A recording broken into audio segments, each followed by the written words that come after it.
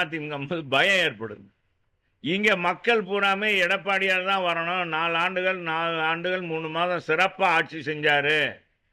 அவர் தான் மீண்டு வரணும்னு சொல்லி மக்கள் எல்லாம் எல்லா இடத்துலயும் சொல்றாங்க. அவர் சொல்றாருன்னா அந்த மீது எவ்வளவு தூரம் பயம் உணர்ச்சியில் அப்படியாச்சும் மக்கள் மனநிலை மாறும் அப்படின்னாரு. என்ன பேசினாலும் சரி, முதலமைச்சர் என்ன பேசினாலும் சரி, துணை முதலமைச்சர் பேசினாலும், திமுக அமைச்சர்கள் பேசினாலும், அடுத்த ஆள போவது அண்ணா திராவிட முன்னேற்ற கழகம் எடப்பாடியார் தலைமையில தான் ஆட்சி மலரப்போகுது. நிறைய அமைச்சர்கள் இன்னைக்கு ஈடியில் ரைடு ஆகிட்டு இருக்கு. நிறைய பேர் இன்னும் நிறைய பேர் வரிசையில் நிற்காங்க. எல்லாம் வரிசையில் நிற்கிறாங்க. என்ன யார் யார் எலெக்ஷன் நிற்க போகிறாங்க, அதுக்கு முதல்ல என்னென்ன நடக்குன்னு தெரியல. அது வேணுங்க. இன்னைக்கு மக்களே கொய்த்து போயிருக்காங்களே, அதை சொல்லுங்க. நான் சொல்றது மதுரைக்கே இதே செய்யலை. இதே மாதிரி தானே எல்லா உள்ளாட்சி துறையிலையும் இருக்கும், ஊராட்சி நிர்வாகத்திலையும் இருக்கும்.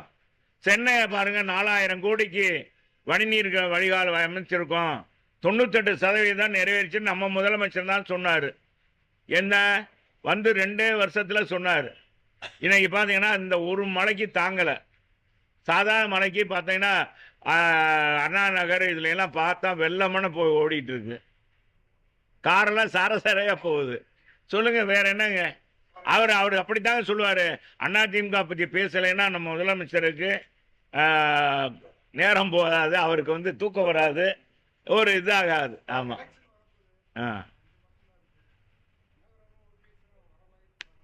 இதெல்லாம் வந்துங்க, இதெல்லாம் தலைமையில் கேட்க வேண்டியது, எங்களை கேட்க வேண்டியது. எங்களுக்கே மதுரையில் இந்த மாதிரி எல்லாம் இருக்கு. இப்போ நீங்கள் சொன்னீங்கல்ல, நீங்களாம் அதிமுக இத்தனை மாதம் 15 மாமன்ற உறுப்பினர் கொடுத்த அழுத்தத்தினால தான் இந்த 200 கோடி வெளியானது. இந்த மேயர் ரிசைன் பண்ணது, மேயர் கனவு கைது செய்யப்பட்டது, 19 கைது செய்யப்பட்ட அதிகாரி உள்பட, கட்சிக்காரங்க உள்பட கைது செய்யப்பட்டு ஒப்புக்கு அவர் எல்லா பேரையும் வெளியே விட்டுட்டாங்க, ஜாமீனில் வந்துட்டாங்க. இனி எப்படி அது போய் ஆய்வு பண்ணாலும் எப்படி நடக்கும்? அதான் இதைத்தான் நாங்கள் செய்கிறோம். சொல்லுங்க, மற்றதை பற்றி எங்கள் பொதுச் செயலாளர் கலந்து சொல்லுவார். மற்ற இது நீங்கள் கேட்குற கூட்டணி, மற்ற தலைமை எடுக்க வேண்டிய நடவடிக்கைலாம் அவர் பொதுச் செயலாளர் பேசிக்கிறவர். இது ஆர்ப்பாட்டத்தை நீங்கள் வாங்க எல்லாரும் கொஞ்சம் இது பண்ணி, எங்கள் மாமன்ற உறுப்பினர்கள் எவ்வளோ சிறப்பாக பணியாற்றியிருக்காங்கன்றது உங்களுக்கு எல்லாருக்கும் தெரியும். ஒவ்வொரு 1.5 வருஷமா 2 வருஷமா அழுத்தம் கொடுத்ததன் அடிப்படையில் தான் இந்த வழக்கே எடுக்கப்பட்டிருக்கு. நீங்கள் முதல்ல புரிஞ்சுக்கணும். இது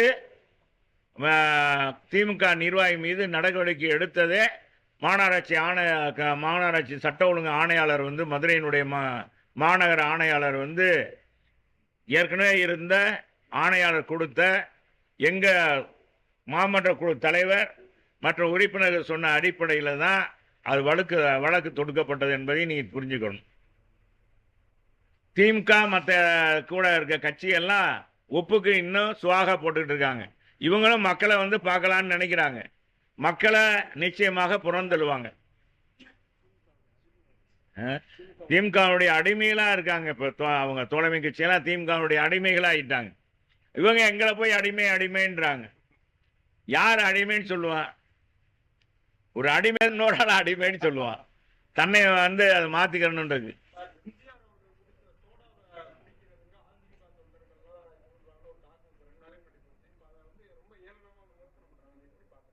யாரு திமுக எதிர்த்தாங்க? விமர்சனம் இல்லை. எம்ஜிஆருக்கு அரசியலே தெரியாது, அதிகாரம் பூசியவனுக்கு அரசியல் பண்ண தெரியுமான்னு சொன்னாங்க. அதே எம்ஜிஆர் தான் கோட்டையில் உட்கார்ந்து 11 ஆண்டு காலம் திமுகவை 12 ஆண்டு காலம் வனவாசம் போக வச்சார். படுத்துக்கொண்டே ஜெயிச்சவர் எம்ஜிஆர். 5000 மேலுக்கு அந்த பக்கம் படுத்துக்கொண்டே ஜெயிச்சவர்.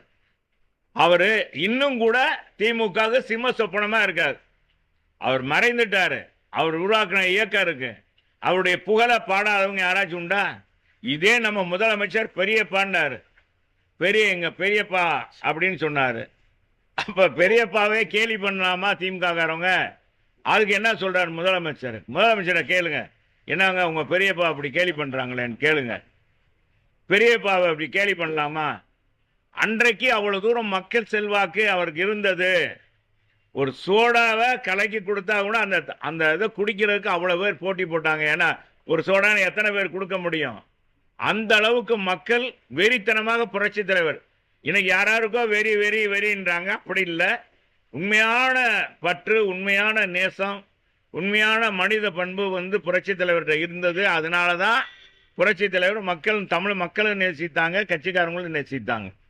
அதிமுக பொதுக்குழுல விஜய் பத்தி பெருசா விமர்சனம் வந்து எதுவும் பேசல. விஜய் புதுச்சேரியிலேயே உங்களை பத்தி எதுவும் பேசல. அப்ப ஒரு எலெக்ஷன் கூட்டணி அமையறதுக்கான வாய்ப்பு இருக்கா? நான் கேட்டு சொன்னேன் பொதுச்செயலாளர். ஏன்னா எனக்கு தெரியல. தம்பி சொல்ற புது கான்செப்டா இருக்கு. பொதுச்செயலாளர்கிட்ட கேட்டு தான் சொல்லணும். பொதுச்செயலாளர் தான் பேசணும்.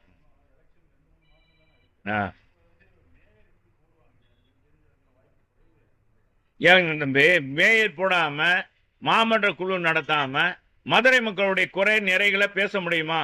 எப்படிங்க சொல்றது? எப்படி எந்த அதிகாரிகிட்ட சொல்ல முடியும்? கூட்டமும் நடத்தலை, அதிகாரிகளும் சரியா கேட்க மாட்டேன்றாங்க. எந்த அதிகாரி ஒரு 3 மாசம் 6 மாசத்துக்கு ஒரு ஏஇ ஒரு வார்டுல இருந்து இன்னொரு வார்டுக்கு மாற்றப்படுறாரு. ஒரு வருஷத்துக்கு ஒரு தடவை மாத்திடுறாங்க. அப்ப அந்த ஏஇக்கு எங்க ஸ்டம்பிங் இருக்கு, எங்க போர்வை அந்த வெள்ளு இருக்கு, அந்த கலெக்டிங் பாயிண்ட், இது கழிவுநீர் கலெக்டிங் பாயிண்ட் எங்க இருக்கு, எதுவுமே தெரியல. புதுசா போடும்போது மாற்றி போடும்போது எப்படி ஒரு ஆள் 2 வருஷம் 3 வருஷம் ஒரு இதில் பணியாற்றினா தான், ஒரு வார்டில் பணியாற்றினா தான் முழுமையாக தெரியும்.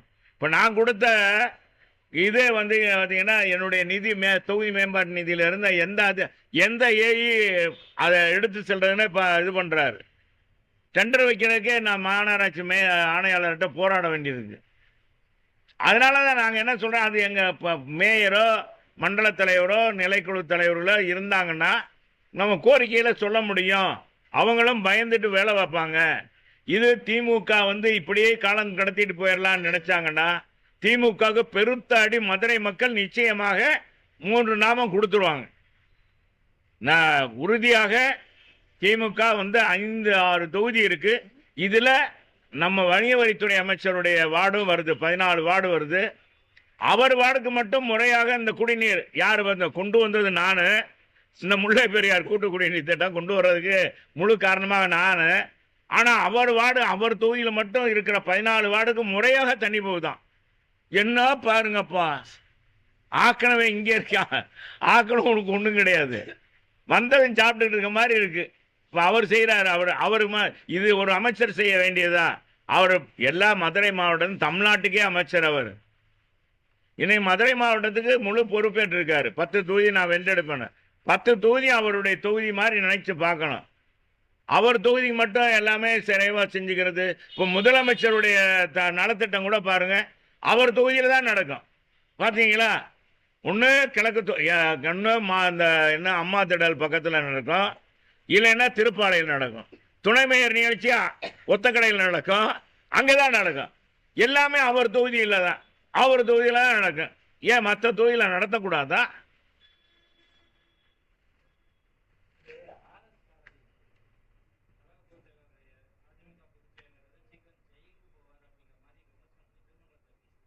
ஏன்னா அவங்க ஜெயிலுக்கு போறவங்க அதுக்காக இப்படி சொல்றாங்க. யார் ஜெயிலுக்கு போவாங்கன்றது இப்பதான் வரிசையா பட்டியல் போட்டே வர்றாங்களே. யார் யார் ஜெயிலுக்கு போக போறாங்கன்ற பட்டியலே போட்டுட்டு வர்றாங்க. RS பாரதி அமைச்சரா இல்ல, நம்ம தப்பிச்சுக்கலாம்னு நினைச்சு பேசுறாரு. அவர் எதைத்தான் பேசுறார்? அதே RS பாரதி பட்டியல மக்களை கேவலமாக பேசினார். நாங்க கொடுத்த பிச்சையில தான் நீதி அரசர்கள் வந்தாங்க அப்படின்லாம் பேசினார் பட்டியலன் மக்களை. அது கூட அன்பு சகோதரர் திருமாவளவன் எதிர்ப்பு தெரிவிக்கல.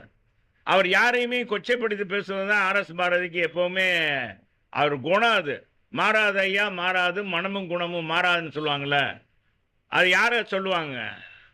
எங்கள் தலைவர் பாட்டில் இருக்கு, அது கண்ணதாசன் எழுதுனது. அது மாதிரி அவருக்கு குணமே மாறாது. அவர் இப்படி எதிர்கட்சியில் ரொம்ப, அதுவும் அதிமுக தலைவர்களை ரொம்ப தரைக்குறவாக பேசினா தான் அவருக்கு அங்கே திமுகவில் கைதட்டல் கிடைக்கும், மரியாதை கிடைக்கும்னு நினைக்கிறார்.